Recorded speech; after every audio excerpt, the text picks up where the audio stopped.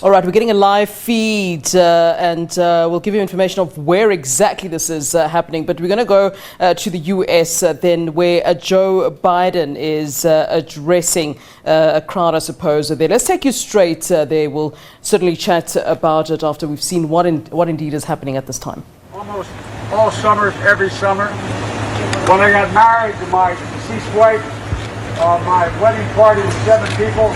Five of my friends from Scranton, where I grew up with. And so, that's what I learned, like you did, all my basic values. I learned at my grandpa's table at 2446 North Washington Avenue that money does not determine your wealth.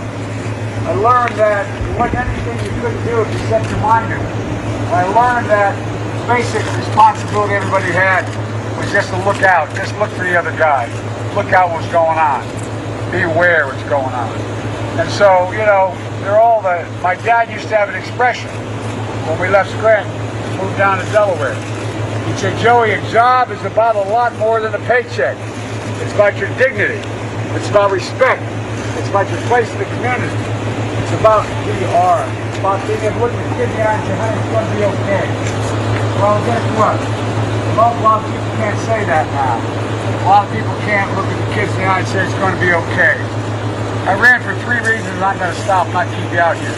Number one, I said when I announced I wanted to restore the soul of the country. What I meant wasn't being melodramatic. All I meant was restore basic decency and honor to the White House. When I saw those folks come out of those fields down in Charlottesville, carrying those torches, and close your eyes and remember that you saw James Bolton, carrying Nazi flags, talking about how, in fact, this country was so bad with prejudice that existed. That's when I decided I had to run. That's when my granddaughters and the other 3 of them came to see me after that happened. They knew I was, and they said, Pop, you got to run. We know it's going to be ugly.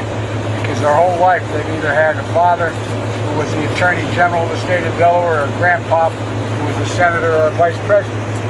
And that's why we ran. The second reason we ran is we got to restore the backbone of the country. You all know it. The middle class built this country. Wall Street didn't build it. The middle class built it. And unions built the middle class.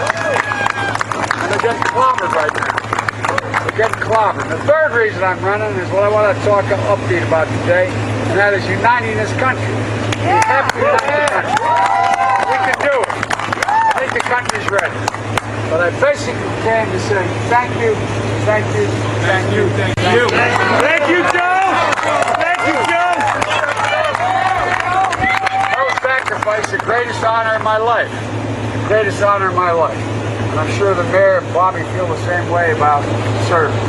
It's a great honor. So I want to thank you all, and I know you're out canvassing.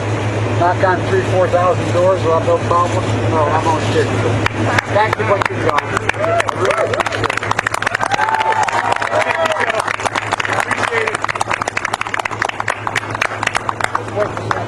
All right, that's Joe Biden there talking to, I suppose, what seems like supporters and some of the volunteers that have been helping the Biden camp, indeed, to get to where they need to get there, thanking them, explaining why he decided to run. I thought that was some last-minute pitching, but I think that's not it.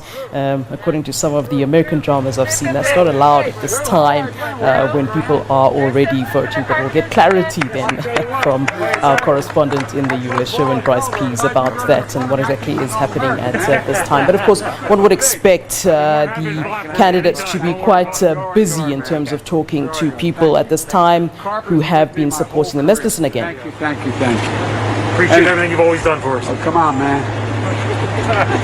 Thank you all so much. We've been here every single morning for the last 4 or 5 days of GOTV. The volunteers here have been incredible. They've been coming in from New York, New Jersey, and Maryland, and Delaware to knock on doors here in Scranton. I can stand up here and be so proud that All right, so let's leave it there. We'll certainly be giving you a lot of extra footage, whatever pops up, we'll certainly be giving it to you to kind of get a picture really of what's happening in the US for this really quite crucial election. It's really just a matter of time before we start to understand where we're going, where the US is going rather with this election. Will it be a Biden victory? Will it be a Trump victory? Again, certainly we all kind of wait with some sort of anticipation.